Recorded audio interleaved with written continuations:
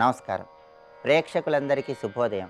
ఈనాటి శుభయోగం శీర్షికన మంగళవారం సందర్భంగా సర్పదోష తీవ్రతను తగ్గింపజేసుకోవటానికి ఎలాంటి ప్రత్యేకమైన విధి విధానాలు పాటించాలో, అలాగే శుక్రమౌఢ్యమి ప్రారంభమవుతున్న తరుణంలో శుక్రమౌఢ్యమి సందర్భంగా పాటించాల్సిన ముఖ్యమైన నియమాలేంటో పరిశీలిద్దాం.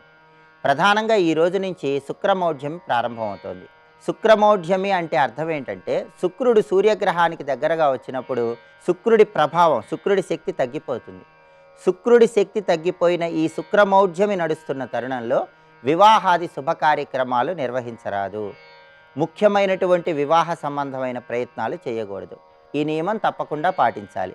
అలాగే శుక్రమౌఢ్యమి సందర్భంగా శుక్రుడి బలాన్ని పెంపొందింపజేసుకోవటానికి హిమకుంద మృణాలాభం దైత్యానాం పరమం గురుం సర్వశాస్త్ర ప్రవక్తారం తం భార్గవం ప్రణమామ్యహం అనే శుక్రుడి ధ్యాన శ్లోకాన్ని 20 సార్లు జపించుకోవాలి. అలా జపించుకుంటే శుక్రుడిని ప్రసన్నం చేసుకోవచ్చు. శుక్రమౌఢ్యమి పూర్తయిన తర్వాత శుక్రుడి అనుగ్రహం వల్ల సకల శుభాలను సిద్ధింపజేసుకోవచ్చు. అలాగే జ్యోతిష శాస్త్ర పరంగా నాగదోష తీవ్రత, సర్పదోష తీవ్రతను తగ్గింపజేసుకోవటానికి కొన్ని ప్రత్యేకమైన విధి విధానాలు పాటించాలి. ఏ వ్యక్తికైనా సరే జాతక చక్రంలో ఉండేటటువంటి 12 స్థానాలలో కొన్ని ప్రత్యేకమైన స్థానాలలో రాహుకేతువులు ఉన్నట్లయితే వాటిని నాగదోషాలు లేదా సర్పదోషాలు అనే పేర్లతో పిలుస్తారు. ఈ నాగదోషాలు లేదా సర్పదోషాలు జాతకంలో ఉన్నప్పుడు అదృష్టం కలగటం ఆలస్యమవుతూ ఉంటుంది. జీవితంలో స్థిరత్వం కలగటం ఆలస్యమవుతూ ఉంటుంది. అటువంటప్పుడు తొందరగా జీవితంలో స్థిరత్వం రావాలన్నా, అదృష్టం వచ్చి జీవితంలో తొందరగా యోగదశ సిద్ధింపజేసుకోవాలన్నా పరిహార శాస్త్రంలో చెప్పబడిన కొన్ని ప్రత్యేకమైన పరిహారాలు పాటించాలి. వాటిలో ముఖ్యమైనటువంటి పరిహారం మంగళవారం నాడు పాటించాలి. మంగళవారం రోజు మీకు దగ్గరలో ఉన్నటువంటి జంటనాగుల విగ్రహాల దగ్గరకు వెళ్ళాలి. ఆ జంటనాగుల విగ్రహాల మీద కొద్దిగా పసుపు కుంకుమ చల్లి, జంటనాగుల విగ్రహాల మీద పాలు పోసి, ఆ విగ్రహాల తోకల దగ్గర జిల్లేడాకులో బెల్లం ముక్క ఉంచి 21 ప్రదక్షిణలు చేయాలి. ఇలా ప్రతి మంగళవారము కూడా చేసినట్లయితే జాతకంలో ఉన్న నాగదోషాల తీవ్రతను తగ్గింపజేసుకోవచ్చు. కనీసం 9 మంగళవారాలు ఈ పరిహారం పాటించడం ద్వారా జాతకంలో సర్పదోషం నుంచి చాలా వరకు సులభంగా బయటపడవచ్చు. అలాగే ప్రతి ఆదివారము పుట్టకు పూజ చేయటం ద్వారా కూడా సర్పదోషాల నుంచి సులభంగా బయటపడవచ్చు. ఆదివారం పుట్ట దగ్గరకు వెళ్ళి పుట్ట మీద పసుపు కుంకుమలు చల్లి, పుట్ట దగ్గర కొద్దిగా పాలు పోసి, చిమ్మిలి పుట్ట దగ్గర నైవేద్యం పెట్టి, చలివిడి పుట్ట దగ్గర నైవేద్యం పెట్టి పుట్టకు ప్రదక్షిణలు చేయాలి. ఇలా చేస్తే నాగదోషం, సర్పదోషం తీవ్రతను తగ్గింపజేసుకోవచ్చు. సర్పదోషాలు జాతకంలో ఉన్న వాళ్ళు ఎవరైనా సరే ఆ సర్పదోషాలు, నాగదోషాల నుంచి బయటపడాలంటే శివుడికి ప్రత్యేకమైనటువంటి అభిషేకం చేసుకుంటూ ఉండాలి. ఎవరైనా సరే పుట్ట తేనెతో కానీ చెరకు రసంతో కానీ శివుడికి అభిషేకం చేసుకుంటూ ఉన్నట్లయితే జాతకంలో ఉన్నటువంటి నాగదోషాలు, సర్పదోషాల నుంచి బయటపడి తొందరగా అదృష్టాన్ని సిద్ధింపజేసుకోవచ్చు. అలాగే నాగదోషాల తీవ్రతను తగ్గింపజేసుకోవాలంటే వెండితో ఒక చిన్న సర్పాకారాన్ని చేయించుకొని ఆ సర్పాకారానికి రోజు శుద్ధోదకంతో కానీ పాలతో కానీ ఇంట్లో అభిషేకం చేసుకోవాలి. ఆ అభిషేక తీర్థాన్ని స్వీకరించాలి. వెండితో సర్పాకారం చేయించుకోలేని వాళ్ళు ఇత్తడితో అయినా సరే సర్పాకారాన్ని చేయించుకొని దానికి మంచినీళ్లతో అంటే శుద్ధోదకంతో అలాగే ఆవు పాలతో అభిషేకం చేసుకుని ఆ తీర్థం తీసుకుంటే జాతకంలో ఉన్న సర్పదోషాల నుంచి సులభంగా బయటపడవచ్చు. జాతకంలో నాగదోషాలు, సర్పదోషాలు ఉన్న వాళ్ళు ఎవరైనా సరే మానసాదేవికి సంబంధించిన 2 ప్రత్యేకమైన నామాలను ప్రతిరోజు స్నానం చేశాక 21 సార్లు చదువుకోవాలి. ఆ 2 నామాలు ఏంటంటే ఓం అస్తీక మాతాయై నమః, ఇది మొదటి నామం. రెండవది ఓం జరత్కారు ప్రియాయై నమః. ఈ 2 నామాలు ప్రతిరోజు స్నానం చేశాక 21 సార్లు చదువుకుంటే జాతకంలో ఉన్నటువంటి నాగదోషాలు, సర్పదోషాల తీవ్రతను తగ్గింపజేసుకోవచ్చు. చక్కటి శుభ ఫలితాలు సిద్ధింపజేసుకోవచ్చు. ప్రతిరోజు సుబ్రహ్మణ్య భుజంగ స్తోత్రం విన్నా చదివినా కూడా నాగదోషాల తీవ్రతను తగ్గింపజేసుకొని చక్కటి శుభ ఫలితాలను సిద్ధింపజేసుకోవచ్చు. రేపటి శుభయోగం శీర్షికన అన్ని రకాలైనటువంటి శత్రుబాధలను తొలగింపజేసుకోవటానికి, శత్రువులను సైతం మిత్రులుగా మార్చుకోవటానికి విష్ణుమూర్తికి సంబంధించిన ఎలాంటి ప్రత్యేకమైన ఆరాధన చేయాలో పరిశీలిద్దాం. నమస్కారం. ఓంకారరూపిణి క్లీంకారవాసిని జగదేక మోహిని ప్రకృతి స్వరూపిణి. విష్ణు తిథులు యందు భుజించేవారు అంటే ఆహార నియమం లేకుండా ఉండేవారిని లక్ష్మీదేవి విడిచిపెడుతుంది. ఇలా చాలా చాలా విశేషాలు చెప్పారు. ఇక గడ్డిని ఎవరైతే గోరుతో గిల్లుతారో వారిని లక్ష్మి విడిచిపెడుతుంది. లక్ష్మి మన ఒంటిని విడిచిపెడితే ఒంటుకున్న కళ పోతుంది. ఆరోగ్యము, ఉత్సాహము, ఆనందము, జ్ఞానము, ప్రసన్నత ఇవన్నీ లక్ష్మీ గుణాలు, పాజిటివ్ థాట్స్. లక్ష్మి విడిచిపెట్టిందంటే అన్ని నెగిటివ్ థాట్సే, భయము, శోకము, ఎక్కడికి ఏ పనులు మొదలెట్టినా దెబ్బతినేయడం, ఇవన్నీ కనబడతాయి. లక్ష్మి ఉంటేనే ఉత్సాహము, ఉల్లాసము, ధైర్యము, విజయము అన్నీ ఉంటాయి, సిద్ధి అన్నీ ఉంటాయి. సిద్ధలక్ష్మి, మోక్షలక్ష్మి, జయలక్ష్మి, సరస్వతి కదా. అందుకు లక్ష్మి ఎప్పుడూ విడిచిపెట్టకుండా ఉండాలంటే ఎలా ఉండాలో చూపిస్తున్నాడు. తృణం చిన్నతినఖరై స్థైర్వాయో విలేఖేన్మహీం. ఎవరైతే గడ్డిని గోళ్లతో గిల్లుతారో వాళ్ళని విడిచిపెడుతుంది. అలాగే పాదాలతో నేలను రాస్తే, పాదాలతో వేళ్లతో కొందరికి అదుగు దురలవాటు, వారిని విడిచిపెడుతుంది. అలా గోళ్ళు కొరికే వారిని విడిచిపెడుతుంది. ఇవన్నీ వివరిస్తున్నారు. ఏ ఇంటికి బ్రాహ్మణుడు వచ్చి నిరాశగా వెళ్ళిపోతాడో ఆ ఇంటిని లక్ష్మి విడిచిపెడుతుంది. సూర్యోదయ సూర్యాస్తమయ సమయాల్లో నిద్రపోయే వారిని, భోజనం చేసేవారిని లక్ష్మి విడిచిపెడుతుంది. ఆచారహీనుణ్ణి విడిచిపెడుతుంది. అలాగే తడికాళ్లతో నిద్రపోయేవాడిని లక్ష్మి విడిచిపెడుతుంది. ఇక వాచాలుడు అంటే నిరంతరం పనికిమాలిన వాగుడు వాగేవాడిని లక్ష్మీదేవి విడిచిపెడుతుంది. శిరస్నానం చేసేటప్పుడు తలకు నూనె రాసుకుని ఆ చేత్తో శరీరంలో ఏ అవయవాన్ని తాకినా వాళ్ళ లక్ష్మి విడిచిపెడుతుంది. ఇవి వివరిస్తున్నాడు ఇక్కడ. అలాగే ఏ వ్రతము చెయ్యకుండా ఉన్నవారిని, సంధ్యావందనము చెయ్యని వాడిని, విష్ణుభక్తి లేనివాడిని, జీవహింసకుణ్ణి, దయలేని వాడిని లక్ష్మి విడిచిపెడుతుంది. హరిపూజ, హరపూజ, లక్ష్మీ పూజ, దుర్గా పూజ చెయ్యని వారిని లక్ష్మీదేవి విడిచిపెడుతుంది. ఇవి వివరిస్తున్నారు. ఇవి గమనించుకుని దాని ప్రకారంగా ప్రవర్తించవలసిన విధానం ఉన్నది. ఈ విధంగా లక్ష్మీదేవి యొక్క విశిష్టతని తెలియజేస్తూ మరొక ప్రత్యేకమైన దేవత గురించి చెప్తున్నారు. ఇది ప్రధానాంశ స్వరూపము. అంశ అనగానే భాగము, ముక్క అనే భావం కూడదు. అంశ అనగా స్వరూపము. అగ్నిలోంచి కొంత భాగం తీసినా అదంతా మళ్ళీ అగ్నియే, ఇది మర్చిపోరాదు. అలాంటి భవ్యమైన ఒక ప్రధానాంశ. ఇది కనబడుతున్న అమ్మ. కనబడుతున్న అమ్మ అంటే చాలామందికి ఇప్పటికే స్పష్టమైపోతుంది, గంగాదేవి. ఆ తల్లి గురించి విశేషంగా మనకి దేవీ భాగవతంలో ఉన్నది. 2 దేవీ భాగవతాల్లో ఉన్నాయి. అయితే ఇంకొక దేవీ భాగవతం మనం ప్రస్తావన చేసుకున్నాం. వ్యాసదేవుడికి అమ్మవారి యొక్క పాదపద్మంలో కనిపించినటువంటి భాగవతం. అందులో గంగ చరిత్ర చాలా ఆనందంగా, ఆశ్చర్యకరంగా కనిపిస్తున్నది. ఇప్పుడు మనం అనుకుంటున్న అనేక విషయాలకి ప్రామాణికమైన అంశములు అందులో కనిపిస్తున్నాయి. గంగ అనగానే మనందరికీ శివపత్ని గుర్తుకొస్తుంది. ఆ శివపత్ని అనే అంశము ఇవన్నీ చాలా స్పష్టంగా చెప్పబడుతున్నాయి. అలాగే విష్ణు పాదోద్భవ ఎలా అయ్యిందో వివరించారు. ఇవన్నీ కూడా మనకి తెలియబడుతూ గంగా చరిత్ర మనకి దేవీ భాగవతంలో విశేషంగా ఉన్నది. అయితే ఈ గంగా చరిత్ర సాక్షాత్తు శివుడు నారదునికి చెప్పినట్లుగా మనకు కనబడుతున్నది. ఆ గంగా చరిత్రను ఆధారంగా తీసుకుని 2 దేవీ భాగవతాల్లో అంశములు మేళనం చేసుకుంటూ మనం ఇప్పుడు గంగా ఆరాధన చేసుకుందాం, ధన్యులం కాబోతున్నాం. అమ్మవారు ముందు దక్షుని పుత్రికగా ఉద్భవించారు, సతీదేవిగా. కానీ దక్షుడు అయోగ్యుడవడం చేత, పైగా శివుడు కూడా నువ్వు దక్షపుత్రికవి కదా, నా మాట ఏం వింటావు అన్నట్ట. దక్షయజ్ఞానికి వెళ్తానంటే దక్షపుత్రికవి కదా అన్నందుకు ఆవిడ కోపం వచ్చిందండి. నేను ఆయన శక్తినే నన్ను పట్టుకుని దక్షుడు కూతురు అంటాడా? మొత్తానికి ఆయన మాటలో ఒక అర్థం ఉన్నది. నేను ఇంక దక్షుడు కూతురుగా ఉండకూడదు అని నిర్ణయించుకుని ఆ దేహాన్ని త్యజించింది యోగమాయా శక్తితో. ఆ తర్వాత దేవతలందరూ అమ్మవారు ఎప్పుడైతే అంతర్ధానమైన ఆహాకారాలు ఎత్తిపోయారు, తల్లి రూపత్యాగంతో లోకానికి శక్తి లేకుండా పోయింది, సర్వలోకములు శక్తిహీనములయ్యాయి. అప్పుడు మళ్ళీ అమ్మవారిని ప్రార్థన చేస్తే ఆ తల్లి చెప్తున్నది, తిరిగి నేను అవతరిస్తాను. అయితే నేను పూర్ణ రూపంగా అవతరించాలంటే దానికంటే ముందు అంశరూపంగా అవతరించాలి. పూర్ణ రూపంగా అవతరించడానికి మీ తపస్సులు పండాలి, తగిన కాలం రావాలి. హిమవంతుడి తపస్సు కూడా ఇంకా పూర్ణత్వం పొందాలి. ఈ లోపల నేను లోకరక్షణ కోసం అంశరూపంగా అవతరిస్తాను. ఆ అంశరూపం ఏది అంటే గంగగా ముందు వస్తాను, తర్వాత పూర్ణ రూపంతో గౌరీగా వస్తాను అని చెప్పినది. ఆ చెప్పిన ప్రకారంగానే హిమవంతునికి, మేనాదేవికి కుమార్తె కలిగింది ముందు అంశరూపంతో. ఆ కుమార్తె పేరు గంగా. ఇది మొట్టమొదటి అమ్మాయిగా కలిగింది. గంగా సమభవద్ గర్భే సతీ గిరివరాంగన సుషివేచ సుతాం చారు సర్వాంగీ సుచిరాననాం. ఆ తల్లి ఎప్పుడు పుట్టింది అంటే వర్ణిస్తున్నాడు తిథితో సహా. వైశాఖే మాసి శుక్లాయాం తృతీయాయాం దినార్ధకే గంగా సమభవచ్చుక్లా సుచారు ముఖ పంకజ. గంగాదేవి పుట్టినప్పుడు తెల్లగా ఉందిట, పద్మం లాంటి ముఖంతో ఉన్నది. వైశాఖ శుద్ధ తది నాడు పుట్టిందిట, అంటే అక్షయ తృతీయ నాడు అమ్మవారు గంగాదేవి పుట్టింది. అయితే కొన్ని పాఠాంతరాల్లో తృతీయ బదులు సప్తమ్యాం అని కూడా ఉన్నది, సప్తమి నాడు కూడా పుట్టింది అని. ఇదేమిటి అని తర్జన భర్జన పడద్దు, 2 గొప్ప తిథులే మొత్తానికి.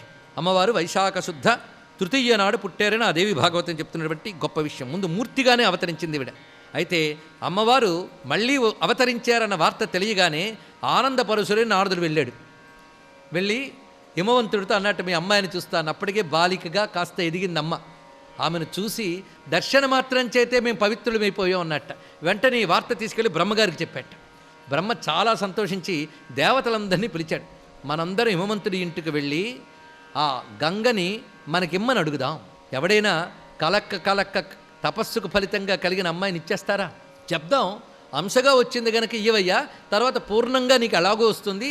ఆ అమ్మాయికి కావాలంటే నువ్వు కన్యాదానం చేసుకో. ఈ అమ్మాయిని మాత్రం నాకు దత్తపుత్రికగా ఇవ్వు అని అడుగుతాను అన్నాడు బ్రహ్మదేవుడు. దేవతలందరితో పాటు వెళ్ళేట. ఆ వెళ్ళే ముందు జరిగిన ఘట్టం అన్నది చాలా రమ్యం. రేపు వెళతారనగా ఈరోజు రాత్రి హిమవంతుడి కలలో గంగాదేవి కనబడిందిట. ఏం వాళ్ళ ఇంట్లోనే తిరుగుతోందిగా, కల్లో కనబడాలా? ఇంట్లో తిరుగుతుంటే పిల్ల అనుకుంటాడు, కల్లో కనబడితే దేవత అనుకుంటాడు. అది స్వస్తి.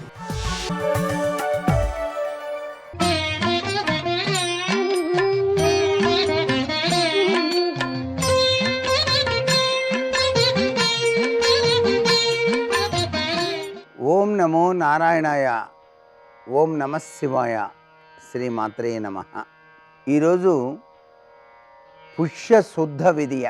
నేటి నుంచి 4 రోజుల పాటు విష్ణువ్రతం అనేటువంటిది కూడాను ప్రారంభిస్తారు. విష్ణుం జిష్ణుం మహావిష్ణుం ప్రభవిష్ణుం మహేశ్వరం అంటూ విష్ణు సహస్రనామావళి అనేటువంటిది ప్రతి ఒక్కరూ కూడాను ప్రతినిత్యం కూడాను పఠించటం వల్ల సర్వాంతర్యామి అయినటువంటి ఆ భగవానుడు తన దివ్యవంతమైన అనుగ్రహ కరుణా కటాక్ష వీక్షణాలని అందరికీ కూడాను ప్రసాదిస్తాడు.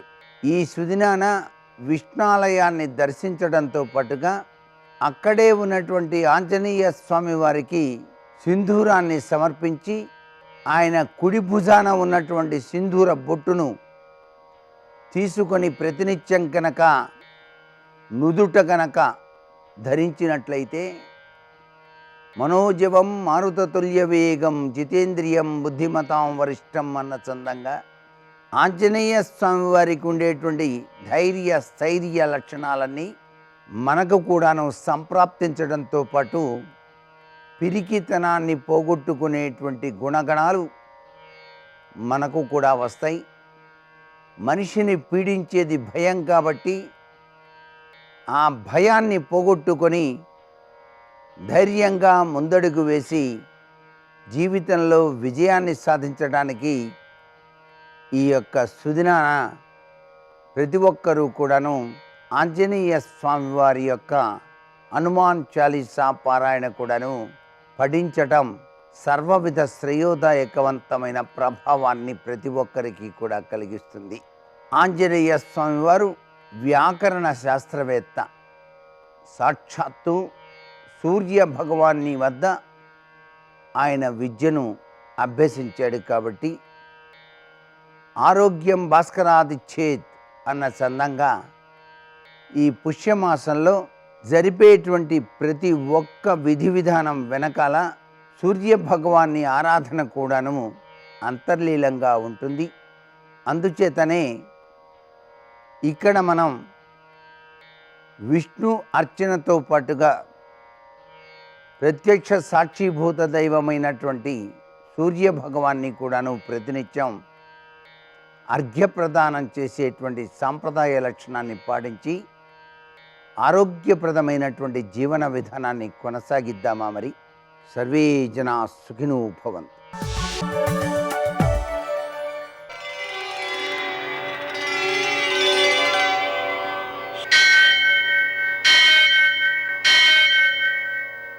సహస్రశీరుషం దేవం విశ్వాక్షం విశ్వశంభువం విశ్వం నారాయణం దేవమక్షరం పరమం పదం విశ్వతః పరమాం నిత్యం విశ్వం నారాయణగుం హరిం విశ్వమేవేదం పురుషస్తద్విశ్వముపజీవతి పతిం విశ్వస్యాత్మేశ్వరం శాశ్వతం శివమచ్యుతం నారాయణం మహాజ్ఞేయం విశ్వాత్మానం పరాయణం.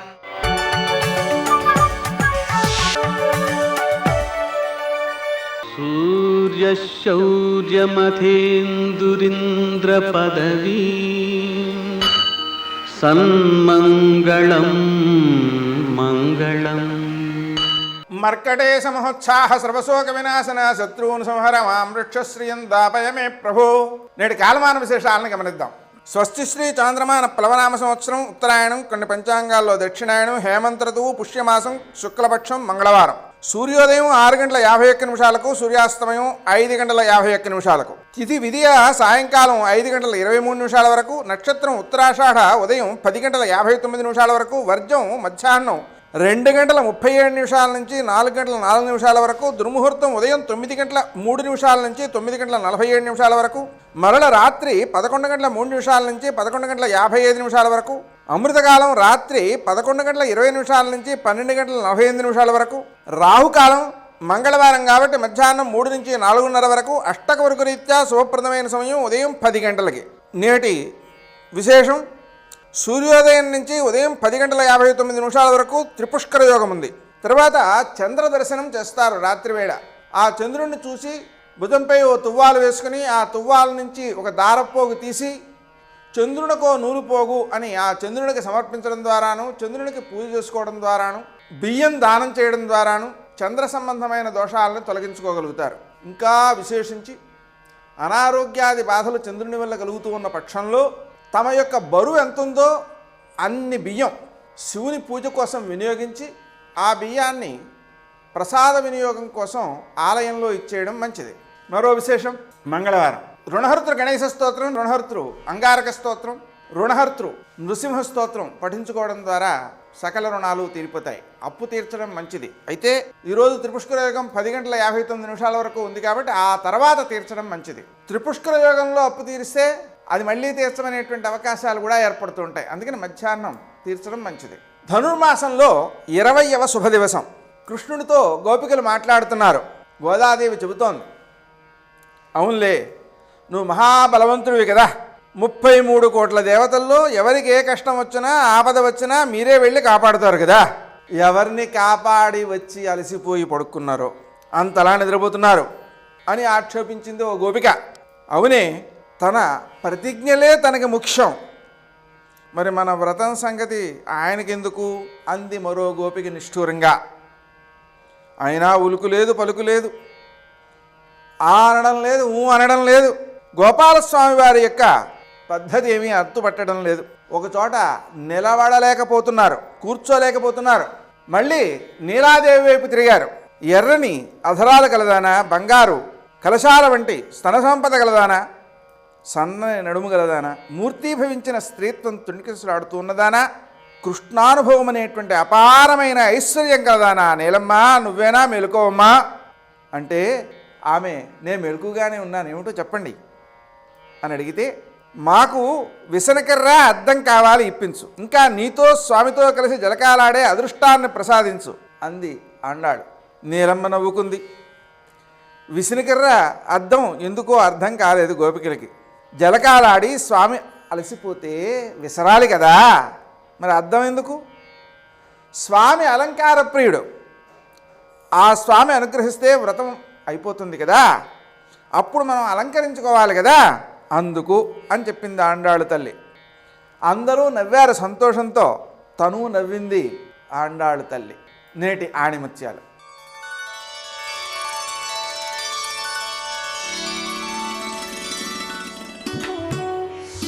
ఒక చిన్న గొడుగు పెద్ద వర్షాన్ని ఆపలేకపోయినా మనల్ని తడవకుండా కాపాడుతుంది. అలాగే ఒక గట్టి నమ్మకం కష్టకాలంలో పోరాడే శక్తినిస్తుంది.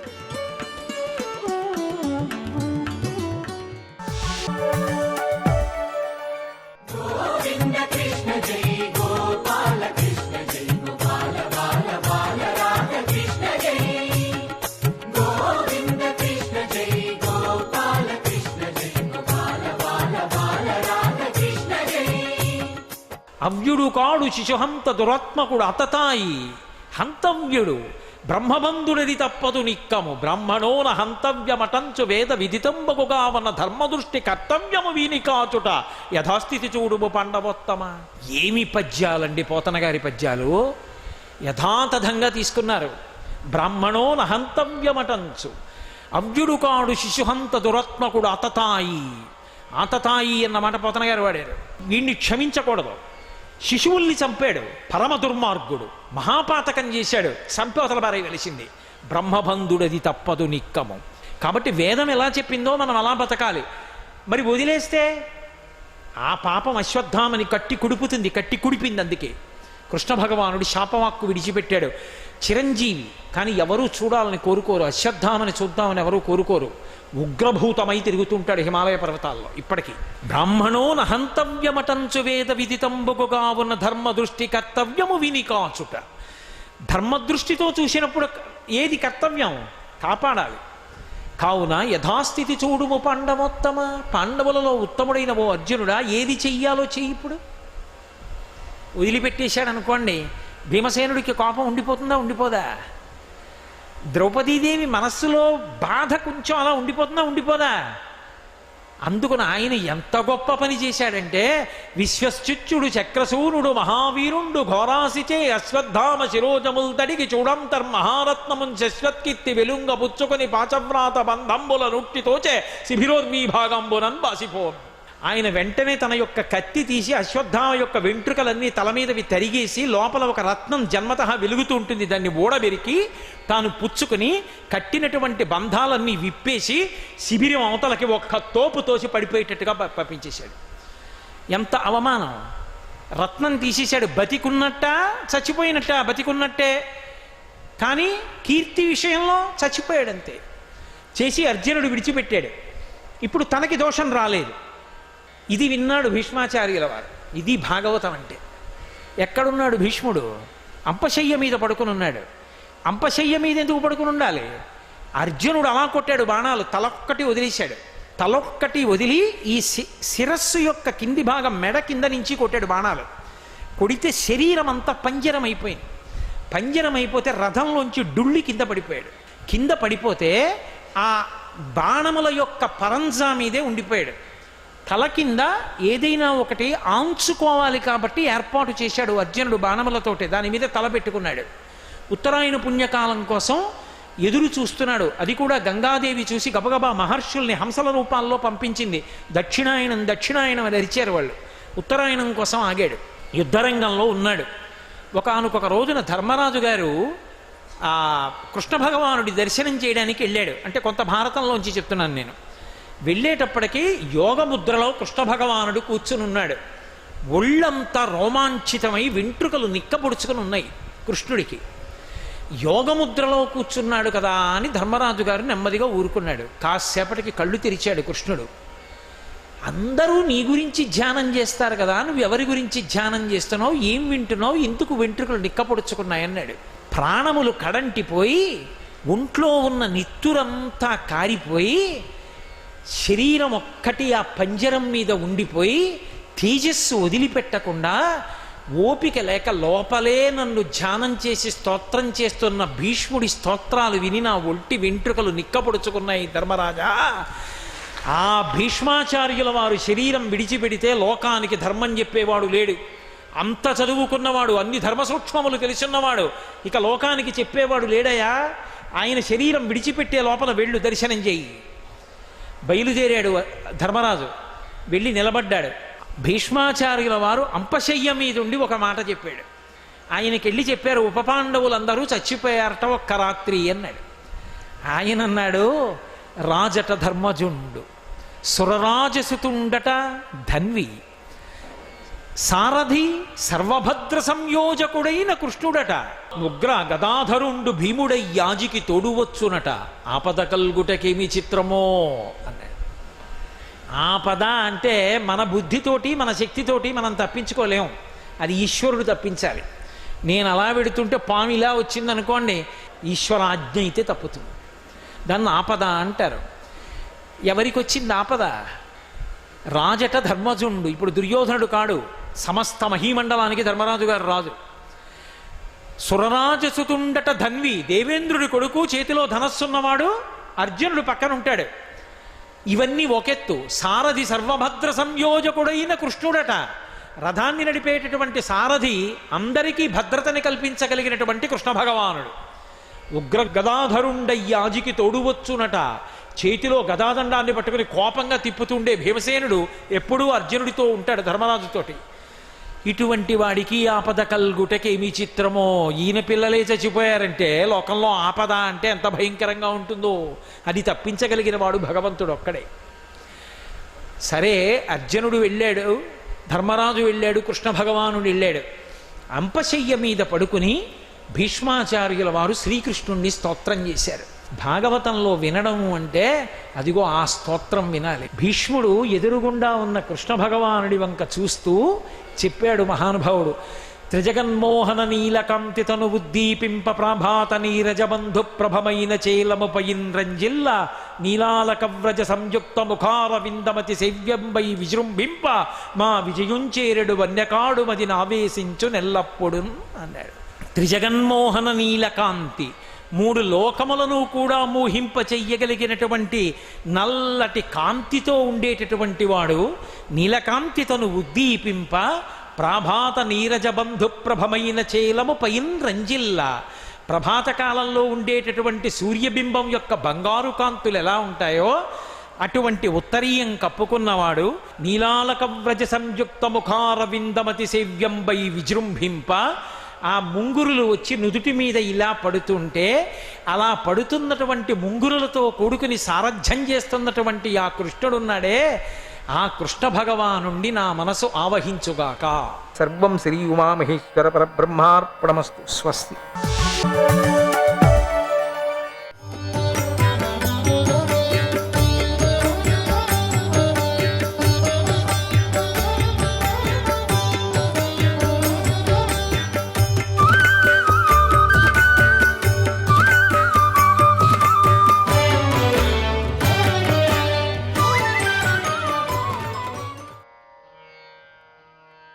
పరమాత్ముడు ఎంతోమందిని పుట్టించాడు. అప్పుడు దేవుడిని తిట్టుకోవద్దు, దేవుణ్ణి మన చేతిలో లేదు, ఇది మాయ అంతే.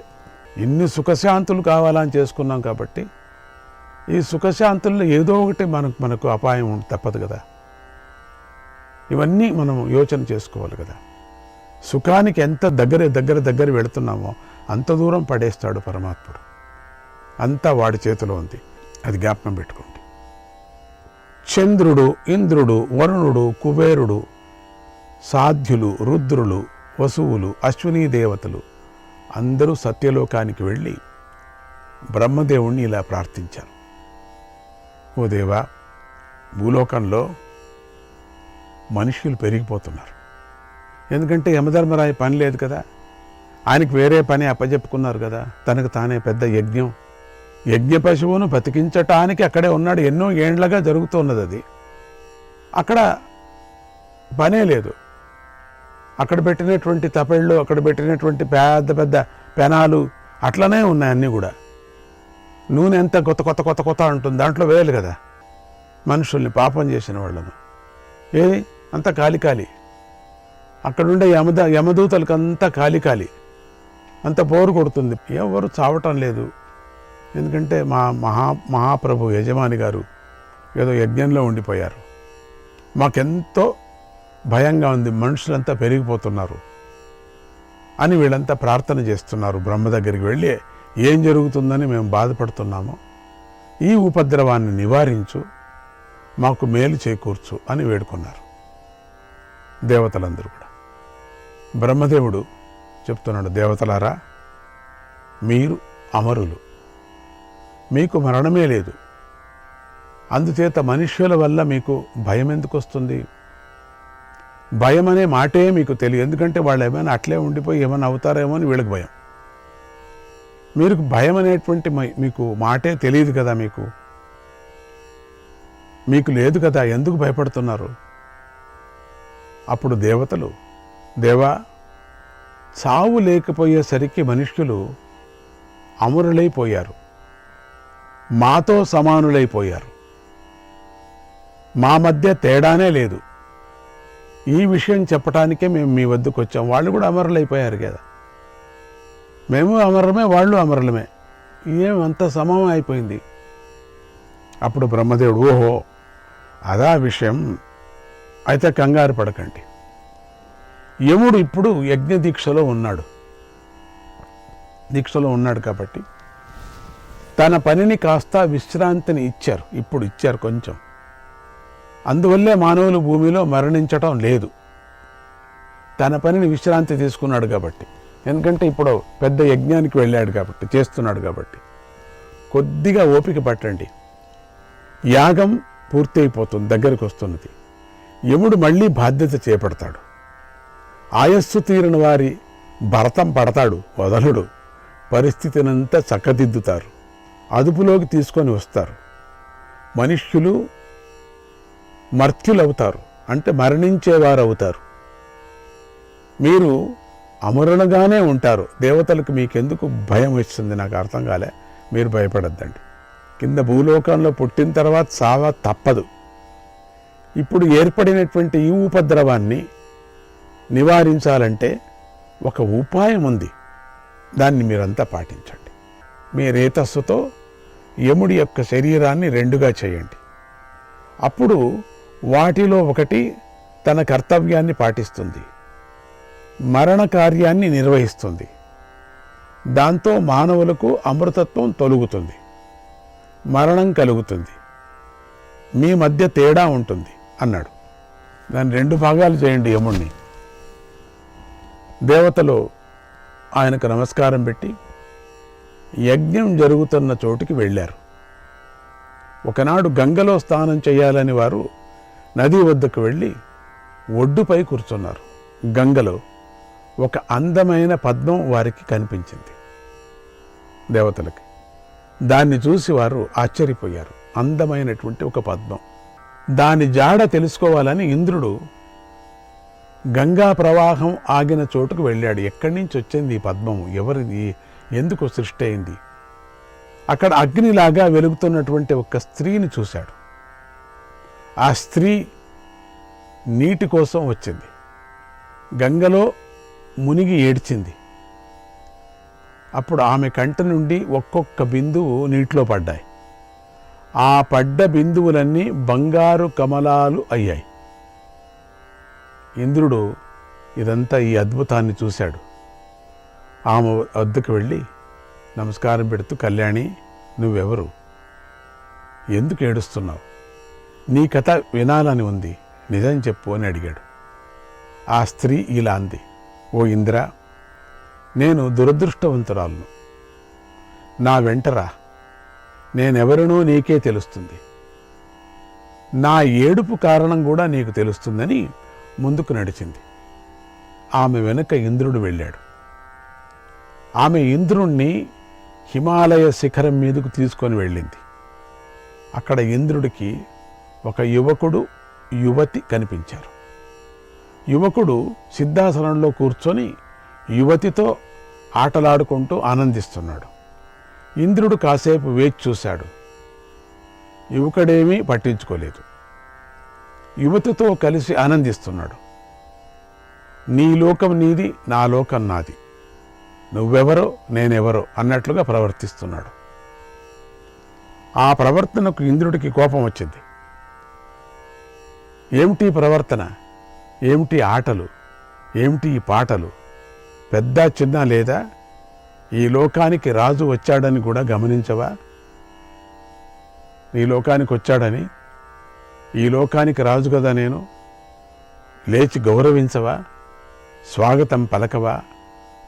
మెడలో దండ వేసి పూజించవా? అంటే కన్ను కూడా నీకు తిప్పటం లేదా? ఇటు చూడు, కన్ను కూడా తిప్పటం లేదు, నా తట్టు చూడటం లేదు.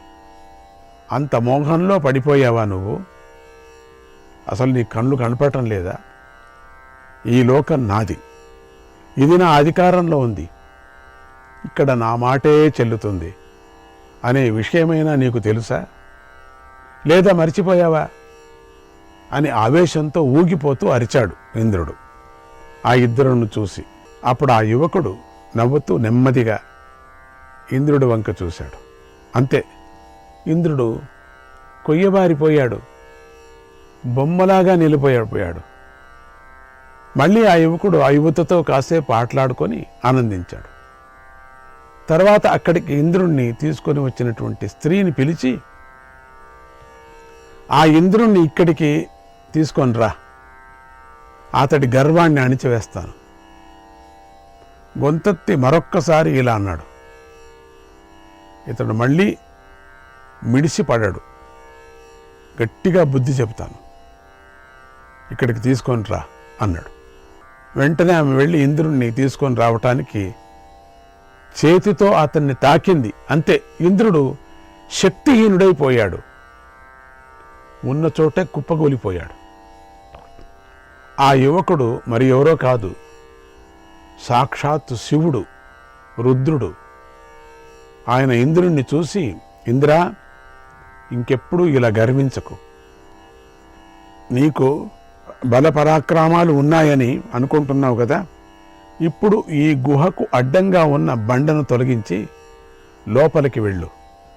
అక్కడ నీలాగా ఎంతోమంది ఇంద్రులు ఉన్నారు, వారిని చూడన్నాడు. ఇంద్రుడు బండ తొలగించి లోపలికి వెళ్ళాడు. అక్కడ చూశాడు, తనలాగే ఉన్నటువంటి 4 ఇంద్రులను చూశాడు.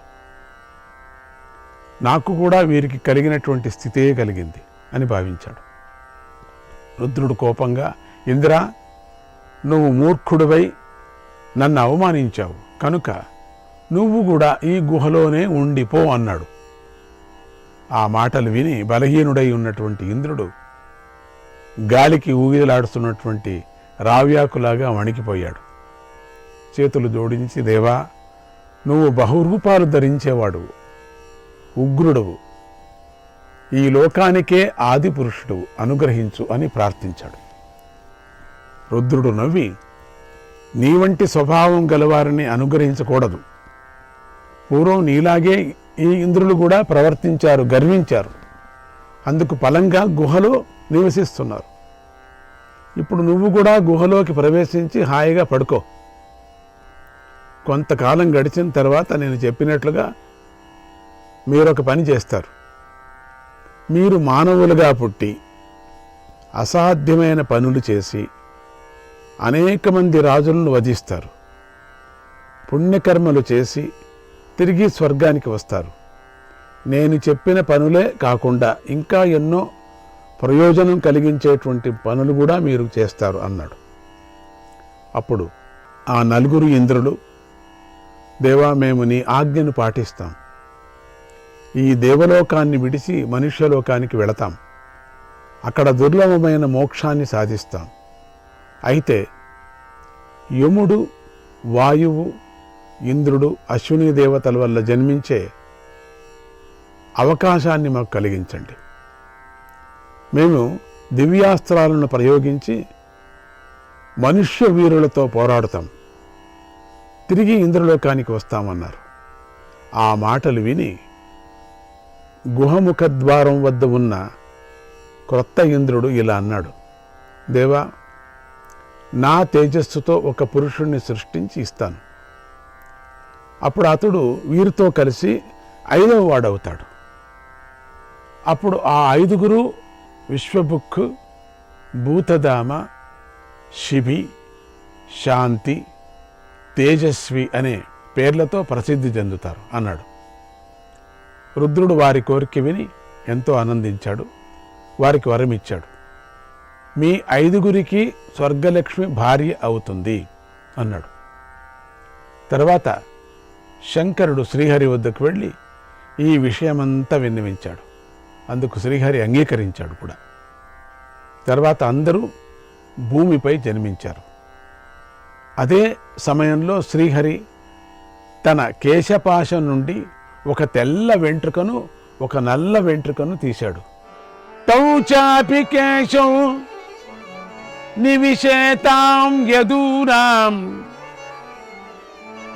కులస్త్రియౌ దేవకీం రోహిణీం చ తయోరేకో బలదేవ బభూవ యోసౌ శ్వేతస్తస్య దేవస్య కేశః కృష్ణో ద్వితీయః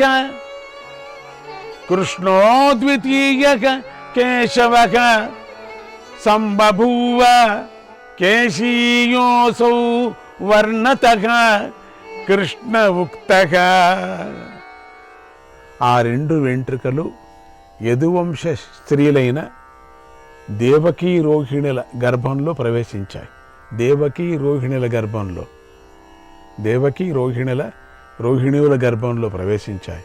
తెల్లటి కేశం బలరాముడయింది, నల్లటి కేశం శ్రీకృష్ణుడయింది. ఆ విష్ణుమూర్తి నుంచి బయలుదేరినటువంటిది. ఉత్తర దిక్కులోని గుహలో ఉన్నటువంటి నలుగురు పూర్వ ఇంద్రులు, కొత్త ఇంద్రుడు కలిసి పాండవులయ్యారు. ఆ కొత్త ఇంద్రుడు తన అంశతో అర్జునుడయ్యాడు. ఓ ద్రుపదరాజా, వారే ఈ పాండవులు. ఆ స్వర్గలక్ష్మియే నీ కుమార్తె ద్రౌపది. దైవయోగం లేనప్పుడు నీ కూతురైన ద్రౌపది యజ్ఞవేది నుండి ఉదయించదు కదా. ఎట్లా ఎవరైనా ఉదయిస్తారా? యజ్ఞవేదిక నుంచి, లోపల నుంచి, యజ్ఞకుండ నుంచి ఎవరైనా పుడతారా? దైవయోగం మహాశక్తివంతురాలు. నువ్వు అనుకుంటున్నావు నీ కూతురు నీ కడుపులో పుట్టిందని. నీ భార్యకి ఎక్కడ పుడుతుంది? అసలు పిల్లలే యోగం లేదు, దైవయోగం ఉంది కనుకనే ఉదయించింది, అక్కడి నుంచి ఉదయించింది. ఆమె రూపము చంద్రసూర్యుల్లాగా ప్రకాశిస్తుంది. ఒక క్రోసు దూరం వరకు ఆమె శరీరపు సుగంధ ప్రసరిస్తూ ఉంటుంది. మనుషులకి ఎవరికైనా వస్తుందా? అది నేను నీకు దివ్య దృష్టిని ప్రసాదిస్తున్నాను. ఈ దివ్య దృష్టితో ఆ కుంతీపుత్రుల పూర్వజన్మ దివ్య శరీరాలను చూడు అని వ్యాస మహర్షి ద్రుపదుడికి దివ్య దృష్టిని ఇచ్చాడు. ద్రుపదులు పాండవుల పూర్వజన్మలోని ఒక్క పర్యం దివ్య శరీరాలను చూశాడు. వారు బంగారు కిరీటాలు పెట్టుకొని ఉన్నారు, బంగారు మాలలు ధరించి ఉన్నారు, అగ్ని, సూర్యుడు మొదలైన దేవతల కాంతి కలిగి ఉన్నారు, యువకులుగా ఉన్నారు, విశాలమైన వక్షస్థలాలను కలిగి ఉన్నారు, నిర్మలమైన వస్త్రాలు ధరించున్నారు, ఉత్తమ గంధాలను పూసుకొని ఉన్నారు, అందమైన మాలను ధరించి ఉన్నారు. మహాదేవ, వసు, రుద్ర, ఆదిత్య గణాలుగా ప్రకాశిస్తున్నారు. ద్రుపదుడు నలుగురు పాండవుల పూర్వరూపాలను చూశాడు. ఇంద్రపుత్రుడైనటువంటి అర్జునుడి రూపాన్ని కూడా చూశాడు. ఊహ కందని ఆ మాయను చూసి ఎంతో ఆశ్చర్యపోయాడు ద్రుపదుడు. నిజంగా వాడికి దొరికేదా ఈ భాగ్యం?